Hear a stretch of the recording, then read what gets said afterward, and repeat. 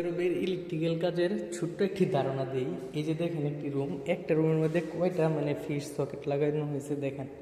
এইখানে দুইটা, এখানে দুইটা, চারটা, এখানে দুইটা, ছয়টা, এখানে দুইটা, আটটা, এখানে দুইটা, 10টা, এখানে দুইটা, 12টা, এখানে দুইটা, 14টা, এখানে আছে দুইটা, কয়টা, 16টা।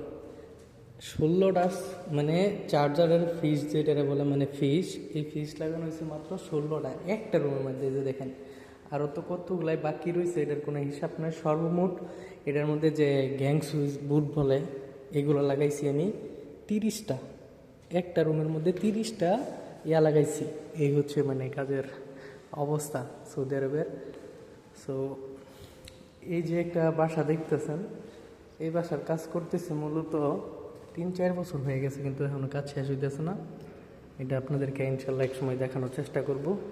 এই বাসাতে কি কি কাজ, এখানে সব ভিআইপি কোয়ালিটির কাজ করা হয়েছে। আর এইগুলো হচ্ছে O2, আপনি চার্জার লাগায় রাখছেন, আপনার ফুল চার্জ হয়ে গেছে মোবাইলে, অটোমেটিক বন্ধ হয়ে যাব।